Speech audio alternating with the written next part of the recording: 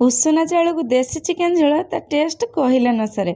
आज आनी देसी चिकेन मु कहली आज मु रांधिबिनी तुमको रांधिबा पड़ो। से कहले सब रेडी कर दियो मु तापर रांधिदेवी। तो प्रथम मुझे चिकेन को भल भाव धोई नेली, लुण पकेली, हलदी पकेली, फाड़े लेंबू को चिपुड़ी भल भाव गोले नेली। गोले नहीं सारा पर अदा रसुण को धोई नेली, धोईकी काटिकी मसला को भल भाव पेस्ट करनेली। पेस्ट कर सारा पर स्वामी आसिक हाजर हो गले। तो सी प्रथम ये कड़े गरम करने, कड़े गरम करनेला सोरष तेल पकेले, सोरष तेल पकई सारी काटिकी रखि आलू को लाल करिकी हाई फ्लेम रो भाजी नेले। हाई फ्लेम रो ये भाजी नहीं सारा लाल हो गला। तो खोली नहीं सारा पर काटिकी रखि पियाज को पकईदेले। ये पियाज लाल हवा पर्यंत भाजिले। तो पियाज लाल हो आसा पर हाफ चमच लंका गुंड पकई आउ टिके भाजी नेले। आउ टिके भाजी सारा पर बाटिकी रखि मसला पेस्ट को पकई नेले। पकई नहीं सारा पर मसला हेबा जाए भल भाव कषि नेले।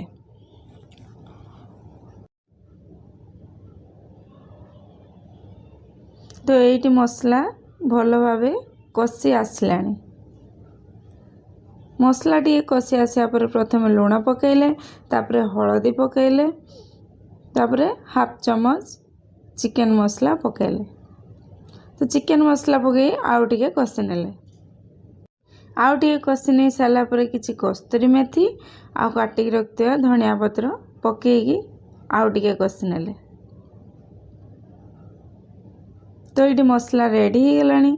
तापर गुलेकी रखिथिबा चिकेन आ लुण हलदी आ लेंबू को ये पकेले। पकई भल भाव मसला सहित गोले नेले। गोले सारिकी ताकू घोड़े नेले। ये मांस भल भाव कषि न होवा जाए लो फ्लेम रे कषि नेबे।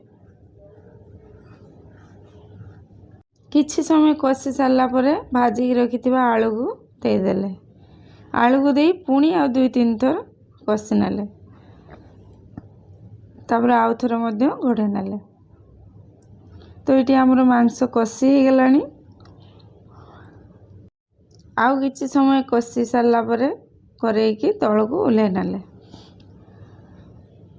ओल्हेकी प्रेसर आनले।